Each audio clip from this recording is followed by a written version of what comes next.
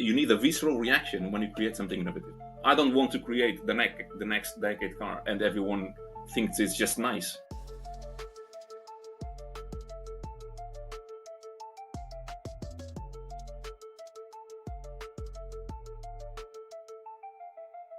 It is my pleasure to be joined by Joao Dias, designer of the McLaren W1, the Elva, the Artura.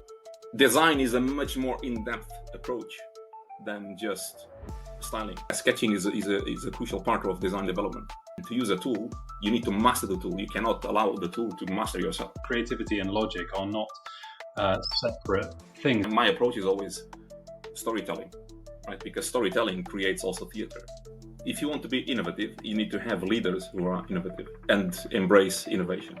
If you create something which is really innovative, people will hate it.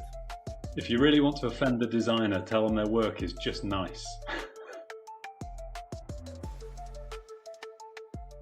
It is my pleasure to be joined by Joao Dias, designer of the McLaren W1, the Elva, the Artura, as well as a string of other highly desirable vehicles, including the Range Rover Velar. McLaren Automotive needs no introduction. It's without doubt one of the most prestigious and iconic names on both the racetrack and, of course, in the luxury automotive sector. Joao, I am thrilled to have you with us. Thank you very much, Ben. I recently spotted a phrase in McLaren marketing materials: we don't push boundaries, we rethink them. And with the W1, the latest decade car, hot off the press, there's nobody on the planet who's going to dispute that claim. The facts and figures attached to this machine are absolutely extraordinary. Give us a taste. So the W1 is the new Halo car from McLaren, so the new decade car. And as you say, the figures are a bit crazy. So it's a 1258 brake horsepower, a hybrid system, 1,000 kilos of downforce. So it's a car which is very focused on downforce. So they split 350 kilos at the front, 50 kilos at the back. Very light, so 1,300 or 1,399 kilograms of weight. And then the numbers of acceleration are crazy. So 2.8 from 0 to 62 and 5.8 to 124 miles an hour, which is 200 kilometers an hour. So yeah, that's a little bit crazy. Everything about what you've just said is ridiculous. Appetite's duly whetted. We're going to talk more about the cars, but in the same way that something as remarkable as the W1 doesn't just arrive out of nowhere, being in one of the most enviable design roles in the world doesn't just happen overnight either. Can we take a step back and maybe talk more about your journey into design, your motivations, your inspirations? What were those small but critical moments as you were growing up or in your education that played a role in the journey to where you are today? Oh, that's a long story. Right, so I'm from Portugal, and I think like any other designer, as a kid, you are always very attracted to fast objects. So airplanes, cars, motorbikes. Yeah, exactly. Yeah, you are one of them. And those things as a kid, they are always magical because it's almost like an intangible thing that you can't really get it. So it automatically it becomes like a dream, right? So my personal journey was actually quite bumpy because I only realized that I wanted to be a car designer quite late, because I was actually going to be an electronic engineer. Because in Portugal, like, the industry of car design is pretty much non-existent. But there was a few key moments in my life when in Lisbon, of course, we don't have as many supercars as, for example, in London. But I'll never forget the first time I saw a Ferrari Testarossa, actually. And that for me was, wow, like, how can I even, like, how do you even start building something like that, right? Such a cool project, such a cool product in it, like on the streets. And I remember having that image at the back of my mind for many, many years. And then I realized when I was maybe 16, 17, that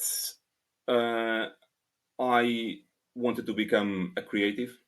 I didn't know yet what it was. So I was really into computers. And that's why I wanted to be like electronic engineering and building video games. But I realized then later when I went to uni that industry was not really for me, because it was a bit too logical. It didn't give me like these fire of creativity in me. And then I realized that car design was for me when my parents were moving houses, and I found my childhood sketches in this big box, and it was like hundreds of sketches. It was just sketches of cars and planes, and that for me was the eureka moment. Like, oh wow, this is what I should be doing. And let's talk about the learning, because I think that's incredible. And as you were giving that background there, you talked about logic. And to me, there's an awful lot of logic in design. Creativity and logic are not separate things. Let's talk more about this idea of design and the craft of design and the passion, how you connect stories to objects. What makes good and bad design in your view? Well, that's a really good question, because many people, and I'm talking about specifically about car design, because many people call it styling.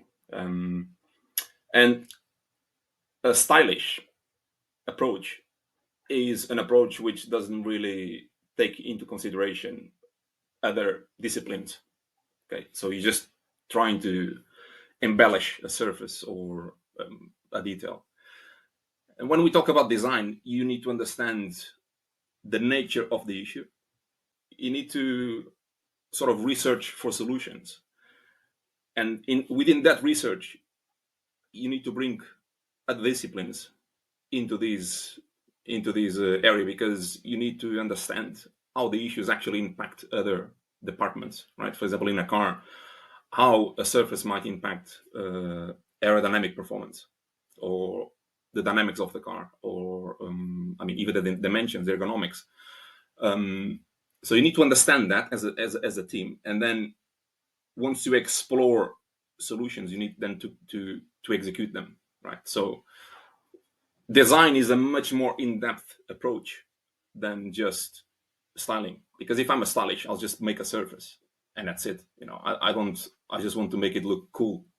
So that's the difference for me. It's the intellectual approach to design. So going really into the depths of the issue, understanding what is the problem or what is a challenge.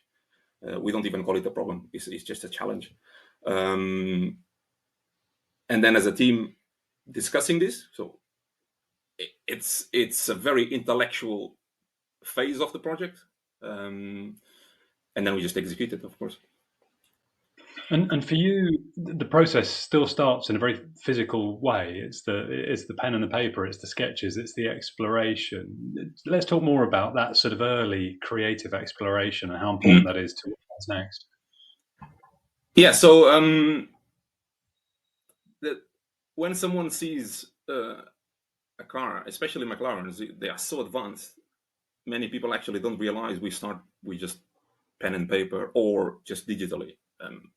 So it's almost like a craftsman work, artistic work, which is a massive contrast between what you see on a road and how you start. So it's literally just you sitting on your desk, and it's literally connection with brain, hand, and paper. That's it.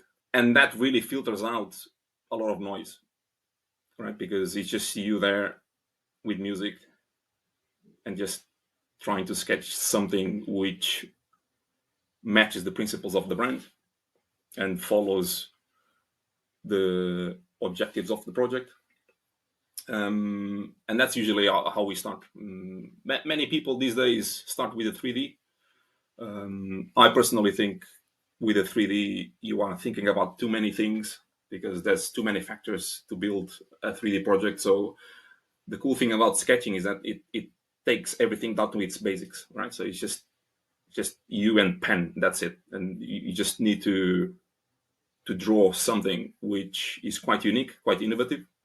It takes time, of course, because it's a work of exploration, and everyone knows within the creativity industry, I mean, being creative it's a full-time hard work, right? Because you do something and it's this looks like something which is already on a road. reset. So it takes like weeks and months to do this work. But yeah, sketching is a crucial part of design development. And I mean, you can't move these days without somebody asking about AI. And what you've just described is a very physical, very hands-on process where the pencil is literally an extension of your creative brain. Is AI going to replace, the craft that you're describing, the studio that you work in anytime soon? I honestly don't think so. I think AI is just like any other tool, right? The moment humans decide AI to do our own work, I think we just lost, right? Because first of all, you don't take ownership of the thing because you're just allowing a tool to do your own work. So already there for me, personally, I hate that because if I create something, it's a bit of this ego thing, right? I created it, so it came from my head, and you take pride of it, and it's always this approach that I have. You cannot allow a tool to take over your output, right? You need to master the tool. So you need to tell the tool, right, I need this. So it's really good to give you options, and giving you a ridiculous amount of options, because if I sketch with a pen, I might produce, I don't know, like maybe 15, 20 themes, for example, side views of a car, which I'm happy with. If I go and ask AI to do that, I might do like 300 a day. I mean, maybe thousands if I have the time for it. If I don't eat and drink coffee, it's like an ongoing process, right? So, but then that also doesn't contextualize with the brief that you are given, because AI cannot contextualize for now. So you're just using a tool, and to use a tool, you need to master the tool. You cannot allow the tool to master your output, right? So I think AI is amazing in a way that gives you so many options, and so it just opens your mind to completely different things, because when you sketch, you always have an assumption of what you want to sketch. AI is almost like a person which is telling you, why don't you do this, why don't you do that? But then you have to contextualize yourself with the things that you're doing on a project, and then you create your own output again. So it's always like this bouncing of information. And I always remember when I started, it was a similar, not so advanced because it was a completely different software, but it was the Photoshop. So when I started, the previous generation of designers was more like into the analog thing, right? The markers, the pens. And then when my generation came through, we learned with Photoshop, right? Digital. And everyone used to say, oh, with Photoshop, you can do whatever, you can undo things and you can mix colors. You don't have to understand color, blah, blah, blah, blah, blah. But at the end of the day, you have to master the tool. So you still need to know the basics. And that's the difference. It's not like you are allowing the tool to do stuff for you. You're just using to improve the results of your work. That's it, really. I actually believe what we did with the W1, it's something which is unheard of in the industry, because what happened with the W1 is we had this amazing concept, aerodynamic concept developed by Robin Algo, who's the lead aerodynamicist. So his background is Formula One. So when we got the briefing, his answer to the briefing was a ground effect car, which was massively different from P1. And for people who don't really understand the difference between downforce and ground effect, so downforce is when you generate over the car downforce. Okay, so the air travels over the car, and you have a massive wing at the back, and basically that pushes the car down. Ground effect is way more advanced because it's underneath the car. So the entire car is almost a diffuser. So when the air travels like under the car, it pushes the car down, so it gets sucked into the road. So you can imagine how advanced that is, because it's almost like if you flip the W1 upside down, you have a Formula One car. So it's so advanced that you have to embrace aerodynamics to develop this car. And this is why the W1, when you see it, it's so much more advanced in its execution. So it's very different, because everything that you do on that car in terms of surface and package needs to embrace aerodynamics, because otherwise you fail, right? So if you ignore the performance side of it, the car is not going to be a good product.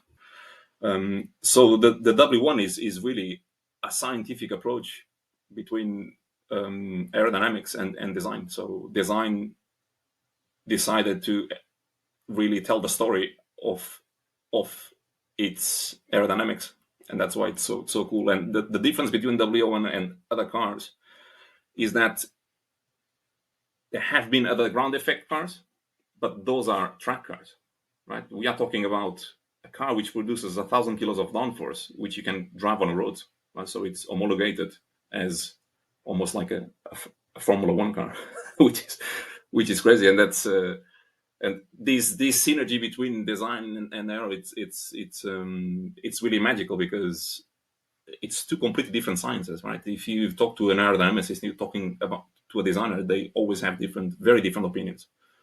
And that's what I think it's really valuable for everyone. It was like this synergy between many disciplines on this product.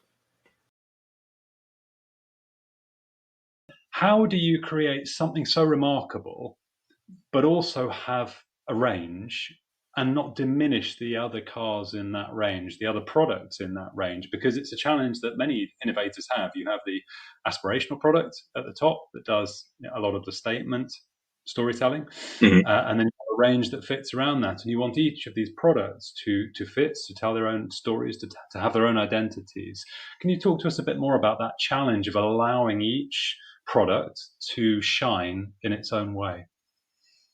Yeah, I mean, all the projects they sort of answer a different briefing, and that's really in its most simplest way.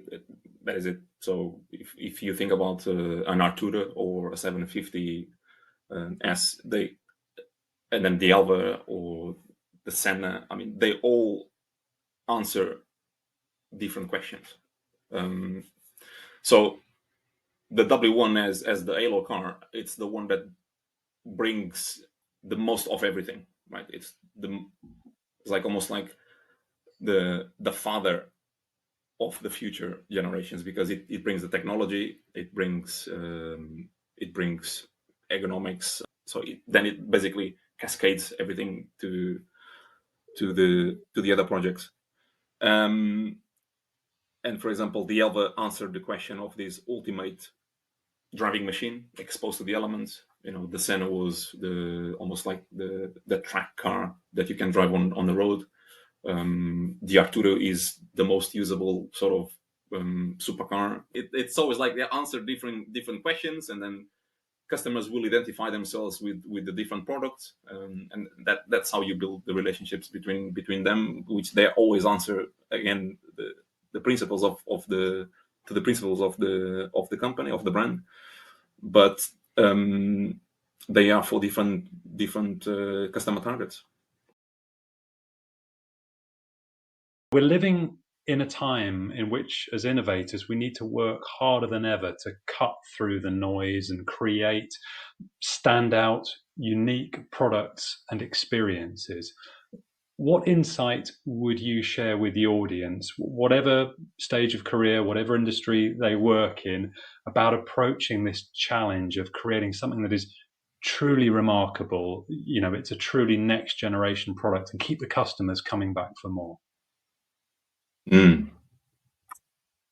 Good question. Right. If you work for a company, if you want to be innovative, you need to have leaders who are innovative and embrace innovation. That's the first thing. Because if you don't have a leader who embraces innovation, you are banging your head against the wall as a designer, right? So, and then that leadership has to inspire innovation as well. So it's not just embracing innovation. It's like when they see something produced by the team, it's like, let's do more, right? Let's create the next thing, more innovation. So that's the first thing. And then when it comes to the individual, I think creative professionals, they need to realize that bringing innovation always comes with this sweet and sour reaction, because it will always be polarizing, and you need to manage that yourself. Because if you create something which is really innovative, people will hate it because they don't really understand, right? It comes with a level of I don't want to say this in a bad way, but it comes in a level of ignorance, because they don't understand the project, because it's completely different. So you as a creative, you need to understand that you will create those reactions. I don't want to create the next decade car and everyone sort of thinks it's just nice, right? Because that's completely useless. It's completely pointless, right? So you need a visceral reaction when you create something innovative. So people have to understand that. If you really want to offend the designer, tell them their work is just nice. Yeah, oh yeah, definitely.